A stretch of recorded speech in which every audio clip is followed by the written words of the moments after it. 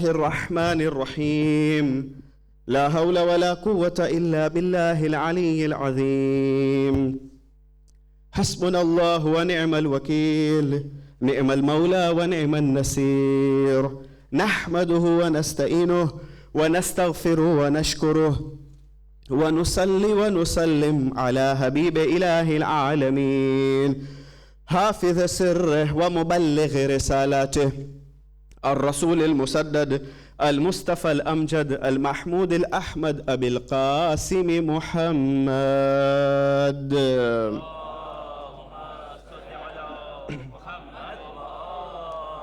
وبآله الطيبين الطاهرين المعصومين صلوات الله عليهم أجمعين ولعنة الله على أعدائهم ومنكر فضائلهم وغاصب حقوقهم من الأولين والآخرين من الآن إلى قيام يوم الدين أما بعد فقد قال الله تبارك وتعالى في كتابه المجيد وكلامه الكريم وقوله الحق بسم الله الرحمن الرحيم النبي أولى بالمؤمنين من أنفسهم وأزواجه أمهاتهم آمنا بالله وصدق الله العلي العظيم صلوا على محمد وآل محمد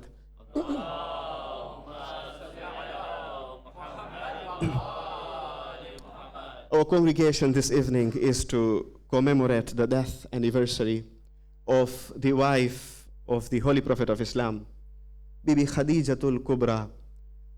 We might be having a person in our family who is named Khadija, named after this holy lady. But we seldom think and ponder that who this personality was, what was her status in Islam. If you make your own research or if you read her biography, you will see that this personality was of a very high status. She had a very great status. That Quran also, you will find that Quran praises her by saying, وَالسَّابِقُونَ السَّابِقُونَ أُولَٰئِكَ الْمُقَرَّبُونَ. And the foremost are the foremost. And they are very close to Allah subhanahu wa ta'ala. No one denies the fact that Khadija is the first woman to embrace Islam. The second thing about Khadijatul Kubra is that when we recite Ziyarat-e-Waritha and when we address Imam Hussein alayhi salam, we greet him, Assalamu alayka ya ibn Muhammadin al-Mustafa, Assalamu alayka ya ibn Ali al-Murtada, Assalamu alayka ya ibn Fatima al-Zahra. Now remember that this ziyarah has come to us through our sixth holy Imam. He is the one who made this ziyarah.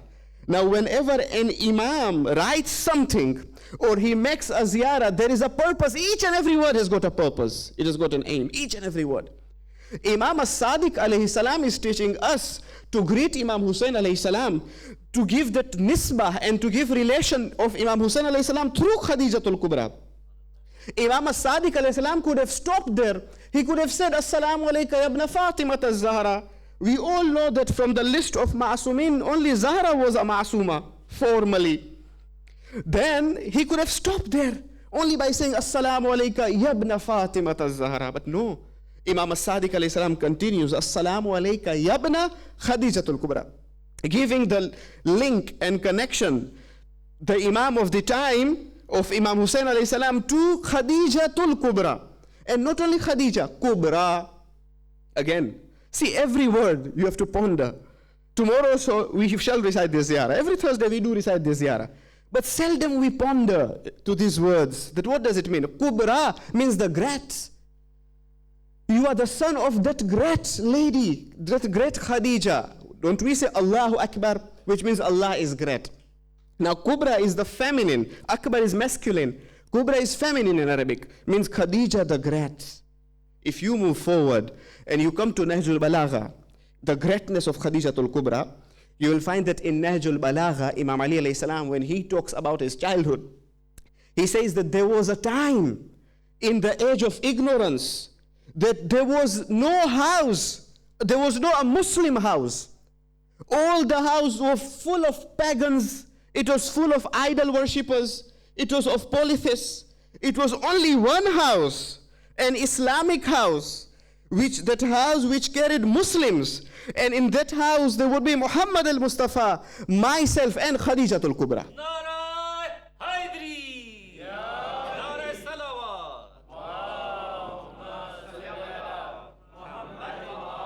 And how does Quran eulogize and glorify Khadija al-Kubra? In other words, again you'll find here Quran says that an-nabiyyu awla bil mu'minin. Nabi is higher than mu'minin, or Nabi has got more authority than mu'minin themselves. Min anfusihim wa azwajuhum ummahatuhum. And the wives of a Nabi, all the wives of Nabi, they are the mothers of the believers. Now, interestingly, underneath this verse, Ayatollah Makarim Shirazi in Tafsir Namuna, he brings a short incident of Aisha. He says that once, after this verse was revealed, Aisha was greeted by a woman. She was said that, Assalamu alayki ya ummi, O ya ummah, that my salams be to you, O mother. On hearing this, Aisha replied that I am not your mother, she said to that woman. I am the mother of your man.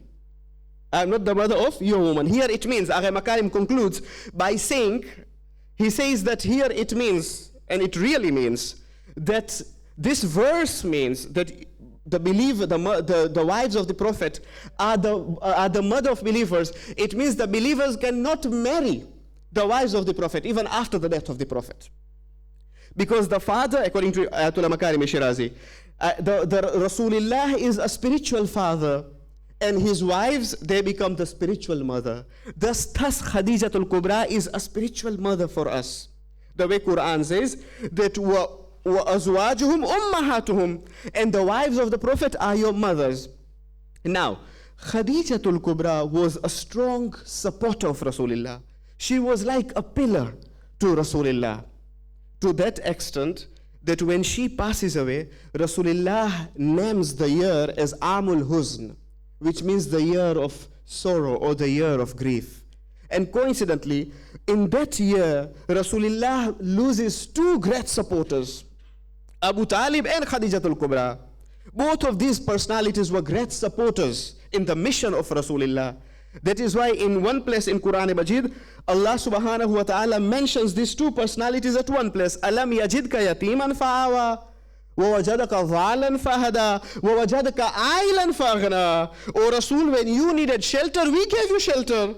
When we found you yatim, when we found you orphan, we gave you shelter. We gave you a supporter. So this supporter was Abu Talib. And when we found you that you are in need, we made you free from want. And what is that free from want? That is the wealth of Khadija. And that is why Rasulullah himself, he says that these two things, this helped my mission. And what is the two things? He says the wealth of Khadija, one. And the other thing is the support, and he says the sword of Ali, Amir al-Mu'minin, Ali ibn Abi Talib, salawatullahi wa salamu alayhi.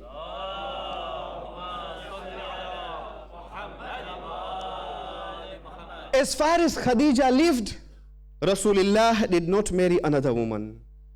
And after the death of Khadija, according to my research, Rasulullah married other 10 women. Now how long did he live with Khadija? He lived with Khadija al-Kubra for 25 years. Imagine, he was 25 years of age and he married Khadija al-Kubra. When he was 50 years of age, Khadija al-Kubra passes away. And after 2 years, Rasulullah leaves Makkah after the death of Khadija, and he goes to Medina. All other marriages which Rasulullah married, all those marriages took place, it was in Medina. And all those marriages took place after the death of Khadija. Now here you will find the Orientalists, the writers, the speakers who are anti-Muslim, who are against Islam. They are saying that na'udhu billah, ma'adallah, Rasulullah was driven by lust and passion. He was passionate to women. He had that, na'udhu billah, permissive habits. He was attracted to female. That is why he married all these women. But our scholars have made their research, and this book is online by Sayyid Muhammad Rizvi. the concept of polygamy and the marriages of the Prophet of Islam. And there he mentions, whatever I'm mentioning tonight, it is from that book. So it is online, you can go even and read that book. It is a very interesting book. And then now here Sayyid, he makes his research. And he says that Rasulullah, so far as Khadija lived, Rasulullah did not marry other women. So when Rasulullah was young, he was healthy.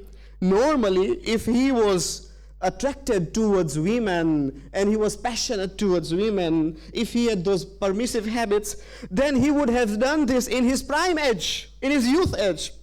But no, he marries all these women in Medina after Hijrah, and you will find each and every marriage which he performed, all those women were either in advanced age, or they were widow, or they were divorcee. And there are 4 to 5 reasons, which we will mention tonight, why Rasulullah married them. Before that, I mention these reasons. Please recite aloud salawat.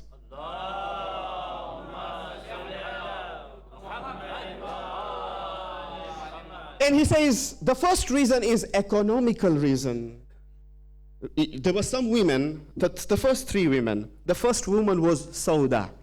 Sauda, imagine first, her age was 55 years of age. This quite aged. A woman is aged at the age of 55. Firstly, Sauda, her name was Sauda.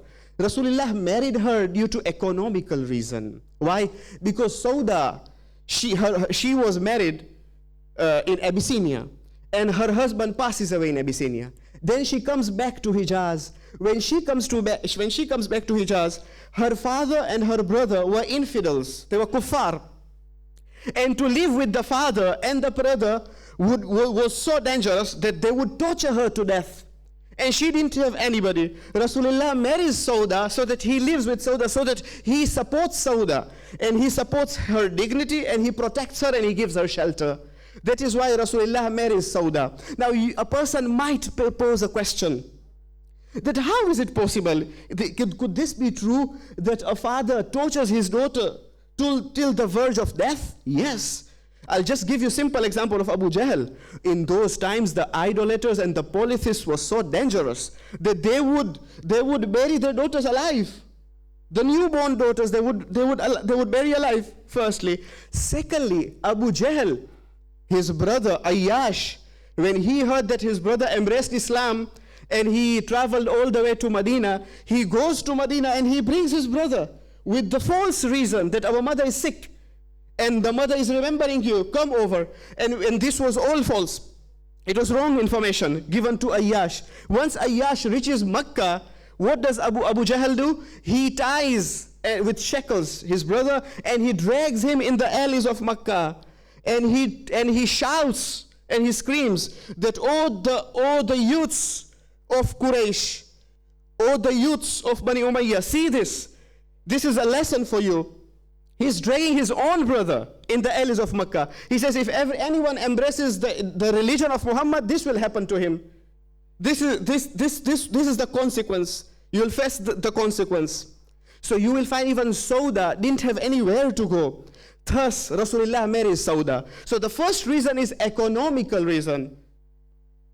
The first woman is Sauda. Lady number 1 is Sauda. Lady number 2, please recite a salawat.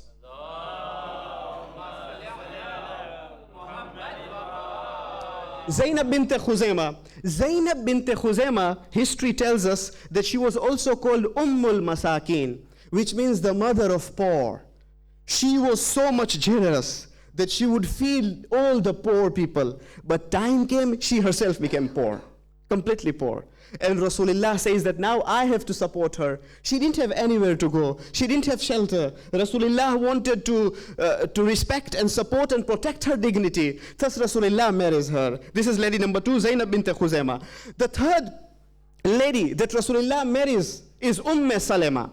Again, Salama. We think that maybe Salama was her name. No, because Salma is a woman's name. No, Salama was her child. That's why she's called Salama. Her name was Hind. Salama. And history tells us that the second position after Lady Khadija is of Salama. She had little children and she was again widow. And when Rasulullah tells her that I will support you, she says that, Ya Rasulullah, she refuses initially. You know why she refuses? She gives many reasons, 3 to 4 reasons. One reason is that, Ya Rasulullah, I'm very jealous. I won't be able to get married with you. Rasulullah says that I will pray to Allah for you, and Allah will remove your jealousy. So the lady number 3 is Salama. She gets married to Rasulullah. And this is the same lady that she was blessed with such a long life that she was present when the tragedy of Karbala took place, but she was in Medina. And Imam Hussein alayhi salam leaves some deposit with her. And she says that on the day of Ashura, oh, my grandma, you will see when this soil turns into red, you will know that I am already martyred in the plains of Karbala. This is the same Salama. She was also, her first name was Hind, but Salama was her kunya. So the first reason is economical reason. Rasulullah, in his last 13 years of his life in Medina, he marries these women.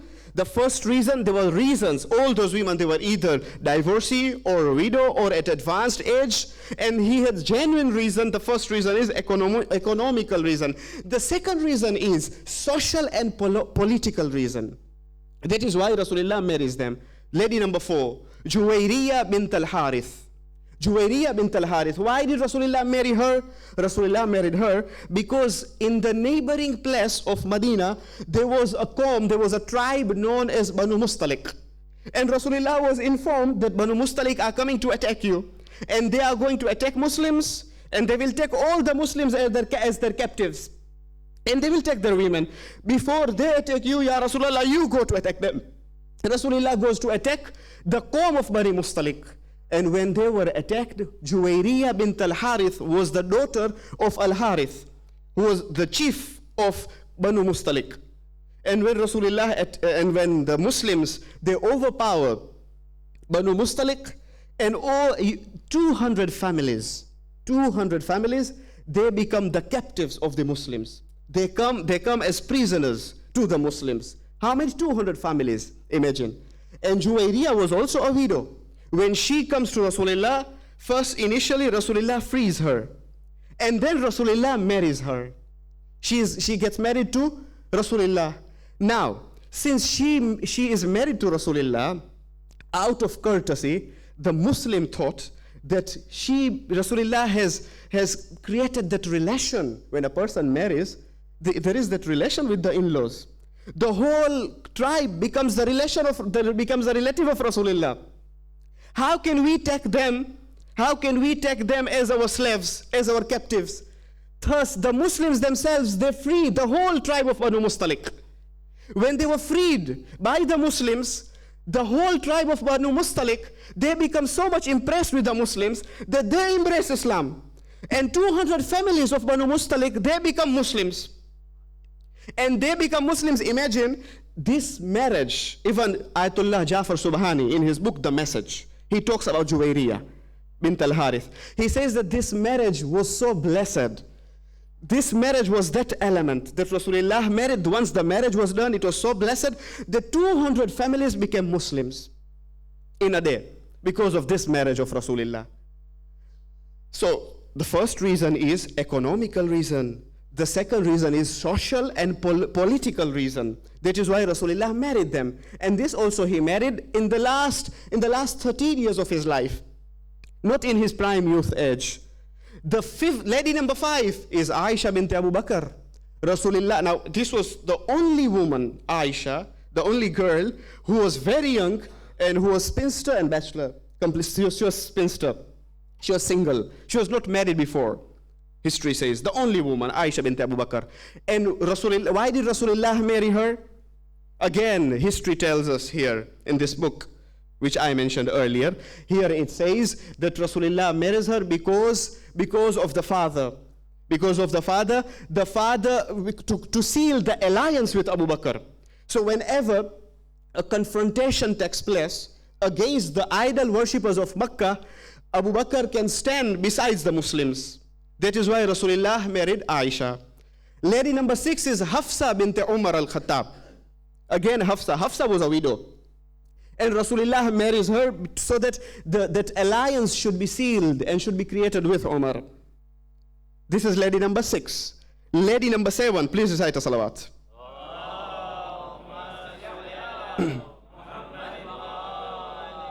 Lady number 7 is Habiba. Again, marrying Habiba, this had a social and a political reason. Why? Because Habiba's father was Abu Sufyan, lanatullah alayh. To create that bond and to soften the heart of Abu Sufyan. Which Abu Sufyan? Abu Sufyan who planned the battles after battles against the Muslims. Abu Sufyan. He was that personality. Abu Sufyan was the father of Muawiyah. And because, and now see, Rasulullah married, there was a reason why he married her. Isn't it? There was a reason, so that he should soften his heart. Yet history tells us that that heart was not softened, unfortunately. The marriage, the purpose of the marriage did not take place. It didn't work out. Unfortunately, his heart did not soft. It did not soften, and he did not come close to Rasulullah. And you will find that Habiba, who was also called Ramla, history tells us that first she was a widow, she was a divorcee, and she was also a widow. She was married to Ubaidullah ibn Jahash. And when she was married to Ubaidullah ibn Jahash, initially Rasulullah sent them to Abyssinia. And there, when Ubaidullah ibn Jahash, when he saw the Ethiopians, the Christians who were consuming wine, his iman was so weak. But Habiba's iman was so strong that she did not convert into Christian. He became murtad, and he became a Christian. And she comes back to Rasulullah, and she says to Rasulullah that he became a Christian, he became a murtad. Then Rasulullah marries her. When she is divorced with Ubaidullah ibn Jahash, Rasulullah marries her, Habiba, who is also called Ramla, the daughter of Abu Sufyan. Now you will find that Rasulullah married her, there was a genuine reason, so that he should create that relation, that political relation, he should maintain. But unfortunately, that relation was not maintained. That is why after the event of Karbala, when our fourth Holy Imam reaches Medina, somebody poses a question to our fourth Holy Imam, and he says that, Yabna Rasulullah, so much atrocity befell on you, so much oppression befell on you. Bani Umayyah treated you in this way. Imam Sajjad says that my grandfather, that is Rasulullah, he tried his best to maintain relation with them. He married their women, but they did what they did. They did not value that relation. Imam Sajjad alayhi salam was referring to the marriage of Rasulullah and Habiba. But Habiba herself, she was so firm and so steadfast that when Rasulullah made those treaty, he signed the treaty of Hudaybiyah, and when the Kuffar Makkah, the policies of Makkah, did not act and implement upon the conditions, and Rasulullah said that after a year, I will come and attack you. And Rasulullah won, the Muslims won, they got that victory. إِذَا جَاءَ نَصْرُ اللَّهِ وَالْفَتْحِ وَرَأَيْتَ النَّاسَ يَدْخُلُونَ فِي دِينِ اللَّهِ أَفْوَاجًا. The Muslims got that victory, and that victory they got without shedding blood. Now Rasulullah was about to go and to take that victory. What happens is that Abu Sufyan comes to Medina, and when he comes, he wanted to betray Rasulullah. When he comes to Medina, he goes to his daughter Habiba. Now imagine the daughter of Abu Sufyan. She was so firm and steadfast that when Abu Sufyan enters the house of Rasulullah, he wants to sit on the mattress of Rasulullah. Habiba says to the father that, move from here, you are najis. Who says this? Habiba, the daughter of Abu Sufyan. She says to the father that you are najis. Go and sit somewhere else, but do not use the mattress of Rasulullah, because you are kafir, you are najis. Now Rasulullah married for this reason. See, and Abu Sufyan was amazed that how did Rasul influence my daughter? Abu Sufyan was amazed. How did Rasul influence my daughter? Rasulullah married for this reason, but Abu Sufyan but Muawiyah lanatullah alayhi took advantage of this marriage. What did he do in Sham? In Sham he said that I'm Khalul Mu'minin, Muawiyah. Because Muawiyah and Habiba were siblings. They both were the children of Abu Sufyan. Since his sister got married to Rasulullah, he says that my sister is Mu'minin, is the mother of believers, and I'm Khalul Mu'minin. So he brainwashed the Muslims over there in Sham by saying that I'm the uncle of Mu'minin. So lady number 7 was Habiba. Please recite a salawat.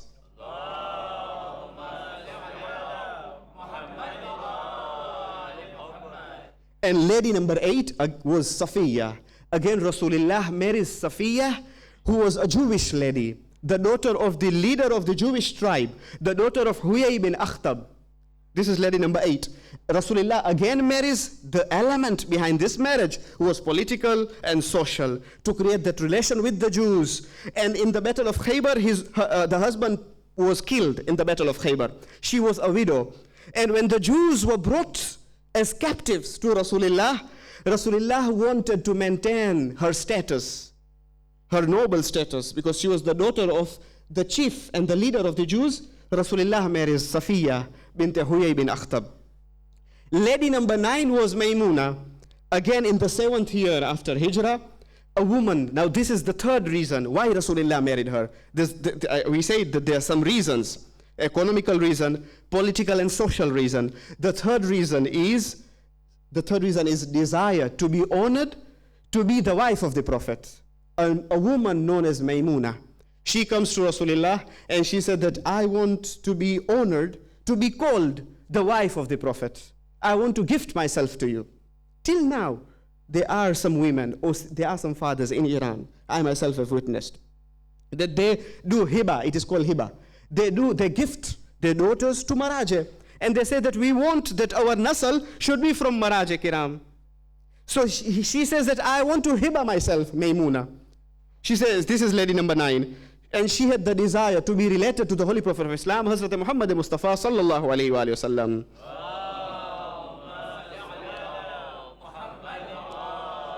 Lady number 10 was Zainab bint Jahash. Now the reason the scholars are giving that Rasulullah married Zainab bint Jahash was very unusual and very different. What was the reason? The circumstances was very different. That here Rasulullah was commanded, according to Quran, that Zainab bint Jahash, who was the cousin of Rasulullah, she was related to Rasulullah, she was the paternal cousin of Rasulullah, she was the daughter of paternal aunt of Rasulullah. So, and she admired Rasulullah. And when Rasulullah came and brought the proposal to Zainab bint Jahash, it was the proposal of Zayd bin Haritha. Now Zayd bin Haritha is the only companion of Rasulullah who is mentioned directly by name in the Quran. In Quran Majid, in Surah Ahzab. Otherwise, we don't have any companion who is mentioned in Quran directly. All others are mentioned indirectly. No one is mentioned by the name, but Zayd is mentioned by the name in Surah Ahzab. And Allah commanded Rasulullah that get them married, to remove the classes and discrimination and the ethnic classes in the society. Thus, when Rasulullah sent the proposal to Zainab bint Jahash, to his cousin, the brother of Zainab bint Jahash, and Zainab bint Jahash herself, she thought that Rasulullah has come to propose me, and she was happy, she admired Rasulullah. But the proposal was of Zayd bin Haritha, but they did not get along. So there are two reasons. The first reason is to remove those classes, Rasulullah get her married to Zayd bin Haritha. And when they did not get along, because after all, Zayd bin Haritha was the adopted son of Rasulullah, firstly. Now, before him becoming the adopted son of Rasulullah, he was the slave of Khadija, Khadijatul Kubra. And Khadijatul Kubra brought Zayd bin Haritha to the house of Rasulullah after her marriage. And she gifts to Rasulullah. And she says that now let us adopt him. And Rasulullah adopts him. Now when Rasulullah adopts him, in the age of ignorance, they had this law and they had this tradition that, according to Islam, the adopted son does not have any right in your inheritance, as far as Islam is concerned. If you have adopted a child, as far as Islam is concerned, the adopted son does not have any right in inheritance. And even the daughter-in-law, yani the wife of the adopted son, can get married to the father-in-law after talaq. She can get married. But in Islam, once mahramiyat takes place in Islam, if it is your own son, the wife of your own son, that is your own daughter-in-law, even after the divorce with your son, you cannot get married her. You cannot get married to her, because she was your daughter-in-law once upon a time. But if it was your adopted son, you can get married to her, because it is your adopted son. This is Islam. But in Jahiliyyah, they said no. Because Zainab bint Jahash was related to Rasulullah, because she was the wife of the adopted son, she cannot get married to Rasul. Allah subhanahu wa ta'ala commanded Rasulullah that, O Rasul, marry Zainab bint Jahash. And Rasulullah married Zainab bint Jahash. Now these are 10 women. When did Rasulullah marry these women? After the last 13 years of his life. Rasulullah's age was 63. He stayed with Khadija till 50 years of age. When he was 25, he married Khadija. So 25 years he stays with Khadijatul Kubra. The last 13 years he marries these other 10 women. Conclusion. The conclusion for tonight's majlis. The conclusion is, as far as Rasulullah lived, as far as he was young, he was healthy, he did not marry. As far as Khadija was alive, he did not marry any other woman. The second thing is that he married other women. There were genuine reasons such as economical reasons, social, political, to break a taboo, like marrying Zainab bint Jahash, and or the woman like Maymuna herself, she goes herself to Rasulullah and she had a request, she gifts herself. She had a desire and she wanted to be honored to be married to Rasulullah so that she should be called Ummul Mu'minin. All these reasons were there. That is why Rasulullah marries these women. As far as Khadija lived, he did not marry other women. And not only that, but the scholars are also saying that even after the death of Khadija, the love of Khadija did not eliminate in the heart of Rasulullah. He always remembered Khadijatul Kubra. To that extent that in Sahih Bukhari we have a hadith that Aisha quotes that from all these women, I was not that jealous the way I was jealous of Khadijatul Kubra. Khadija was not alive, but she says that I was most jealous of Khadijatul Kubra. And she says that often Rasulullah would remember Khadija and he would weep and he would cry. He would weep. And whenever he would slaughter a sheep, the choicest parts of the sheep he would send to the friends of Khadija. And the second riwayah says, in Sahih Bukhari, that once after the death of Khadija, the sister of Khadija, known as Hala, she asks permission to enter the house of Rasulullah. And Aisha happened to be there. And when she enters the house of Rasulullah, and when it sounded like Khadija, the way she spoke. And when she was speaking, the voice was very much similar with Khadijatul Kubra. At that time, Rasulullah started weeping. And when Aisha saw Rasulullah weeping, she poses a question. She says that, Ya Rasulullah, what makes you cry? This is in Sahih Bukhari. And he says that I remembered Khadija. So Aisha says that, till when will you remember that old lady, that toothless lady? That ajuza, the word has come ajuza, which means old lady. Till when will you remember her? Allah has blessed you with young women. She was pointing to herself. Because most of them were in advanced age. We mentioned each and every women right now. 10 women, we mentioned them, isn't it? And the reasons also we gave. So she says, then she was pointing to herself, Allah has blessed you with young women. Why do you have to remember her? You know what did Rasulullah reply? Rasulullah says, Aina mithlu Khadija, saddaqtani hina kadhabani nas. He says, who can be like Khadija? No one to me is like Khadija. She accepted me and she testified the truth to me while no one testified, while everybody rejected me. She believed me when all called me a liar. Then Rasulullah says, all were steeped in infidelity. All were infidels. It was Khadija who brought Iman, the first woman who brought Iman. And then Rasulullah says, and it is from Khadija that I was blessed children. It was through Khadija that I was blessed children.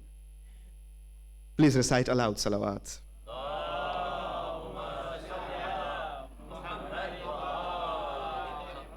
Muhtaram Samein, जनाब खदीजतुल कुबरा के हवाले से आज आप फकत सोचे, आज तक आपने कभी सोचा है कि इस बीबी को हम क्यों याद करते हैं?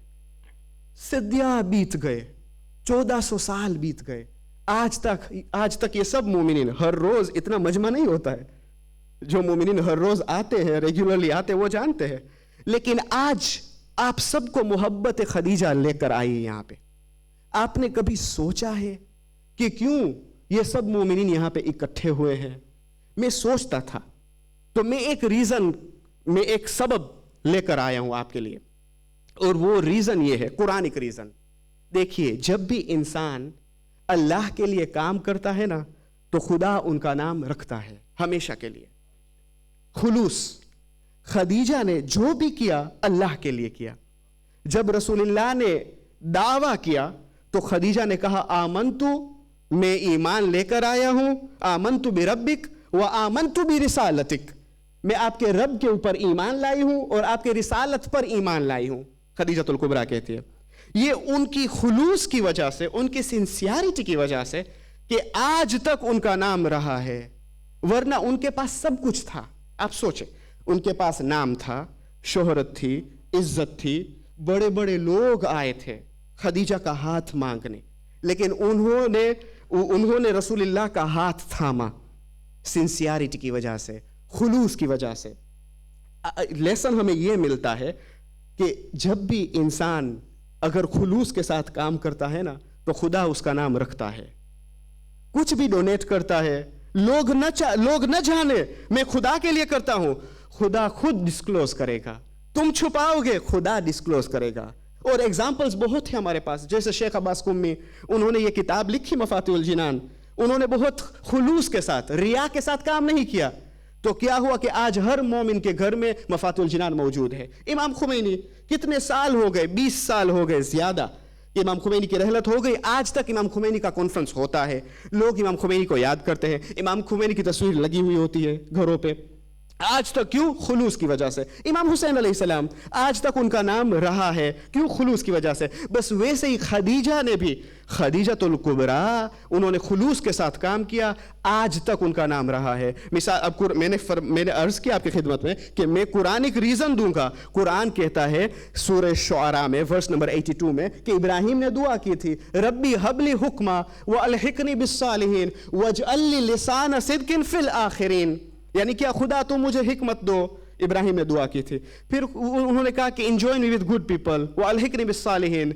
फिर इब्राहिम ने दुआ की थी, वजअल्ली लिसान सिद्किन fill आखिरीन, and I want to be remembered amongst the posterity, यानी आइंदा नस्ल मुझे याद करे।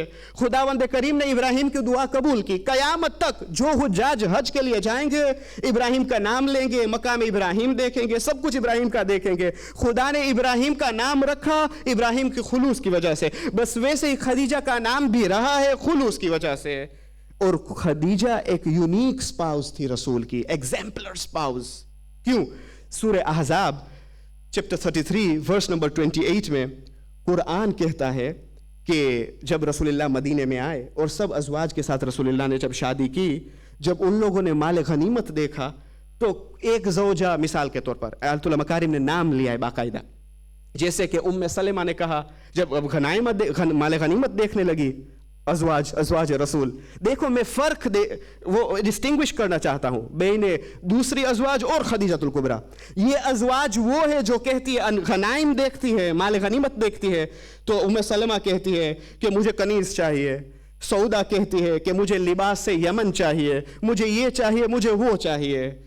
एक आयत नाजिल हुई सूरह अहज़ाब verse number 28, chapter 33 verse number 28 कि ए रसूल अपनी अज़वाज से कहो कि अगर ये हयात दुनिया चाहती है, वज़ीनतुहा, और उनकी जीनत चाहिए, तो उनसे कहें कि वो जुदा हो जाए रसूल से। फर्क है। खदीजा एग्जाम्पल, एक यूनिक स्पाउस थी रसूल की, कि खदीजा वो थी। यहां पे ये अज़वाज है जो मांगती है, खदीजा वो है जो खुद देती है। कि जिब्राइल अमीन खुद सलाम भेजते हैं, अल्लाह खुद सलाम भेजता है और कहता है, जिब्राइल अमीन आते हैं और कहते हैं कि फ़क़रा अलैहा सलाम मिन्नी व रब्बिहा, सलाम, खुदा सलाम भेजता है जिब्राइल के जरिए। जिब्राइल कहते हैं कि खुदा ने सलाम भेजा है खदीजा को। आसिया के बारे में मिलता है, और वबश्शिरहा बिल जन्ना, और उनको बशारत दो कि उनके लिए घर आमादा है जन्नत में। आसिया दुआ करती है सूरह तहरीम में कि खुदाया मुझे जन्नत में घर दो। फर्क ये है आसिया और खदीजा में। आसिया दुआ करती है कि मुझे जन्नत में घर चाहिए, खदीजा बिन मांगे खुदा खुद घर देता है। ये है खदीजतुल कुबरा। और खदीजा की दौलत की वजह से मुसलमान जिंदा रहे शेब अबू तालिब में। शेब अबू तालिब में आप सब आशना है तारीख से آپ سب جانتے ہیں کہ جب کفار مکہ نے بالکل ٹوٹل بوائکاٹ کیا تھا, no relationship, no social, no economical, nothing, 3 سال تک they stayed in the valley of Abu Talib, شیب ابو طالب. مسلمان کیا کھاتے؟ یہ خدیجہ کی ملکیت تھی, خدیجہ کا مال تھا, ورنہ مسلمان زندہ نہ رہتے. خود خدیجہ پتے کھاتی تھی, کھانا نہیں تھا, وہ خود پتے کھاتی تھی, leaves, she would eat leaves, but she would ensure that رسول اللہ sleeps at ease. یہ تھی خدیجہ الکبریٰ. خود علیل بن گئی تھی. جب شیب ابو طالب سے نکلے نا تو خدیجہ خود ضعیف ہو گئی تھی, مریض ہو گئی تھی. اس لیے تو جب خدیجہ کا جس سال میں خدیجہ کا رحلت ہوئی, رسول اللہ نے کہا کہ یہ عام الحزن ہے, میرے لیے بہت حزن ہے, میرے لیے غمگین سال ہے. محترم سامعین, اتنے غریب ہو گئے تھے مسلمان, خدا نہ کرے کہ آپ کی ناموس کا انتقال ہو جائے. افسوس کی بات ہے کہ کفن نہ ہو کسی کے پاس, ہے کہ نہیں؟ میں تو کہتا ہوں کہ خدیجہ اس وقت بھی مظلومہ تھی, آج بھی مظلومہ ہے. کوئی پوچھ سکتا ہے کہ کیوں خدیجہ کو آج تم مظلوم کہتے ہو؟ آج بھی اگر ہم جنت المعلی میں جاتے ہیں, ایک فاتحہ پڑھنے جاتے ہیں, زائر بن کے جاتے ہیں, تو ہمیں اجازت نہیں ملتی ہے جنت المعلی میں کہ ہم وہاں پہ جائیں, ہمیں نکالا جاتا ہے. بس آج بھی خدیجہ کے زوار کو اجازت نہیں دیا جاتا ہے. خدیجہ اس وقت بھی مظلومہ تھی, آج بھی مظلومہ ہے. ورنہ یہی خدیجہ تھی جس کی مال کی وجہ سے اسلام بچا. رسول خود کہتے ہیں کہ 2 چیز کی وجہ سے یہ اسلام بچا, ایک علی علیہ السلام کی تلوار اور دوسری خدیجہ کا مال. لیکن آج خود خدیجہ کی رحلت ہوتی ہے. جب رسول اللہ آتے ہیں تدفین کے لیے, جب مرقد میں قبر میں خدیجہ کو لٹاتے تو کفن پورا نہیں ہوتا ہے. اتنی غریبی تھی, اتنی تنگی تھی کہ کفن پورا نہیں ہوتا ہے. خدا کا رسول ہے, خدا کا محبوب ہے, خدا کا حبیب ہے. ایک مرتبہ خدا کا حبیب خدا سے کہتا ہے, پالنے والے میں تمہارا رسول ہوں اور یہ تمہاری خدیجہ ہے, کفن کم پڑ رہا ہے, خدایا مجھے کفن چاہیے, دعا کرتا ہوں. بس اسی وقت رسول اللہ کی دعا مستجاب ہوئی. جبرائیل امین 5 کفن لے کر آئے. ایک مرتبہ جبرائیل امین آتے ہیں اور سلام بھیجتے ہیں, پھر تسلیت اور تعزیت پیش کرتے ہیں. تسلیت پیش کرتا ہوں رسول آپ کی خدیجہ کا انتقال میں, اس کے بعد خدا یہ 5 کفن لے کر آیا ہے, خدا نے یہ 5 کفن بھیجا ہے.